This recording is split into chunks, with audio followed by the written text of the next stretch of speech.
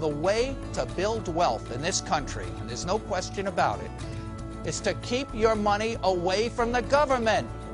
And you're going to follow my general rules of life. Sort of like you don't cook bacon while you're naked. It's that important. Remember, if you have a plan, you have more money for you now, more for retirement, and plenty more for your loved ones. And most of that can be tax-free, so you can enjoy your money. Americans have an estimated $16 trillion in tax-deferred savings, including IRAs and 401ks. And the IRS is waiting to grab up to 90% of your hard-earned cash. Ed Slott will show you how to protect it. The Wall Street Journal called Ed Slott the best source of IRA advice. And USA Today said it would be tough to find anyone who knows more about IRAs than CPA Slott. Ed Slott is recognized as the leading expert about tax-deferred savings and is on a mission to help you and your family keep all the money you've worked so hard to accumulate in Stay Rich Forever and Ever. Now, here's Ed Slott. Okay, thank you and welcome everyone. Well, what's more fun than spending time with a CPA talking about taxes?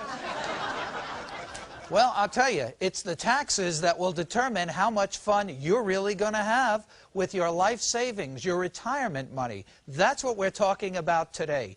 When I use the term IRA, which I'll be using quite a bit today, I'm using that as an umbrella term. So when I say IRA, that means all your retirement money. So it's your 401k, your 403b, your company pension plan, all of that tax-deferred money.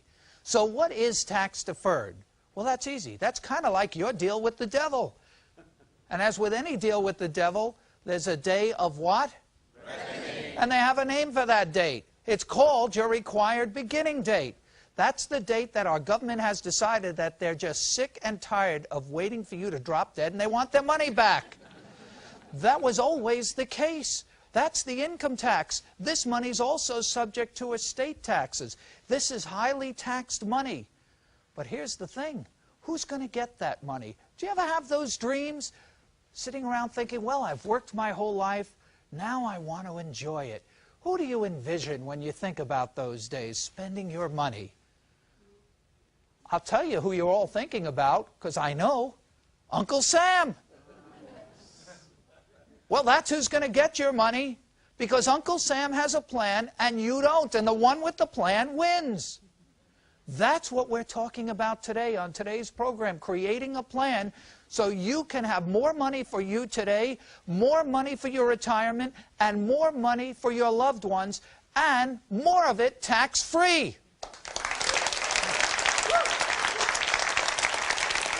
And anybody can do it, and that's what we're going to show you in this program. But you need a plan, what I call an exit strategy. You put the money in, do you have a plan to get it out? Because it's the way you take it out that will determine how much you keep and how much goes to the government. Most people have no plan. And we have a bad situation in this country. Remember, taxes right now are very low. I know nobody will ever say that, but taxes are very low. This may be the lowest tax rates you'll ever see. But we're hitting a perfect storm of financial disaster that are going to sink a lot of boats. I call it the ship, S-H-I-P. And when the ship hits the fan, taxes are going to go through the roof. What do I mean by the ship? S, Social Security. H, health care. I, income tax. Taxes have to go up. P, pensions. Somebody's got to pay for all of this. Who do you think it's going to be? You and me. I call this new economy we're entering a yo-yo economy. Y-O, Y-O. You're on your own. Businesses are out. They don't have pensions anymore. Look at the headlines. Look at this piece from the cover of the paper. These are not stories in the back of the paper. Traditional pensions are almost gone. Is employer-provided health insurance next? Look at this one. This you may have seen. The first baby boomer came to collect. Here's the first baby boomer. First baby boomer came to collect Social Security. There are 78 million people online behind her. Who's going to pay for this? It's going to come from taxes. Taxes are going to have to be increased. Look at this piece. Federal finances a mess. This is a story about the top accountant in the country who won't even sign our government's financial statements. He says our government has made a whole lot of promises that in the long run it cannot possibly keep without huge tax increases. So what does that mean? That means Congress is going to have to raise this money. And they know one thing about raising money. They know one thing about taxes, and they learned this from the feudal system.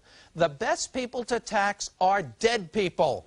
They don't vote, they don't complain, and they don't write letters to their congressmen. Which dead people do you think Congress is most interested in? That's right, rich, dead people. They're not interested in poor people. They're horrible customers. They say they like poor people, but they don't really like them. Which rich, dead people do you think our Congress is most interested in? The rich, dead people that have the most money that has not yet been taxed. We're all in the soup.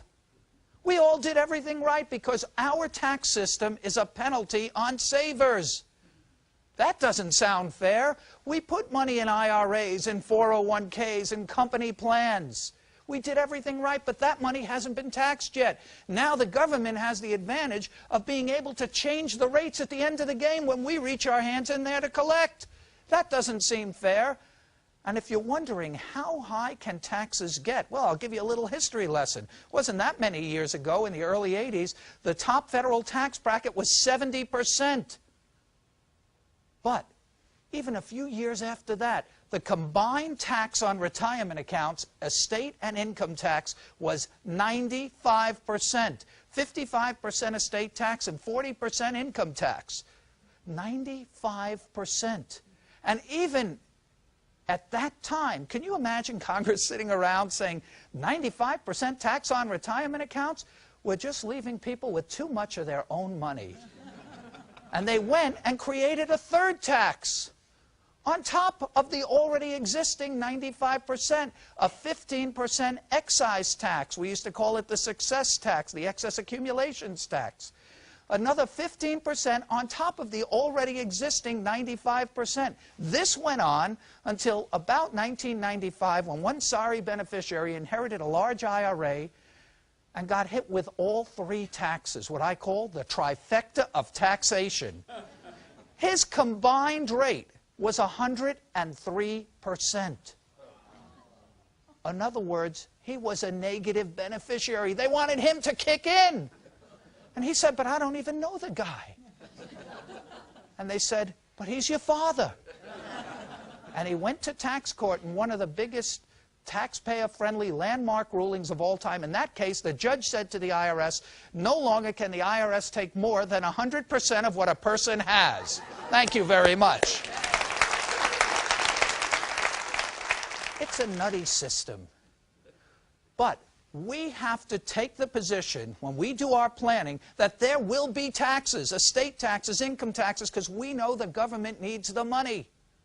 So we have to create a plan, because if you don't create a plan, you get the government plan. That's how the government gets all their money, from people doing nothing. We can create a plan where you can end up with more for you now, more for your retirement, and more for your family, and most of it tax-free, and in some cases, all of it tax-free.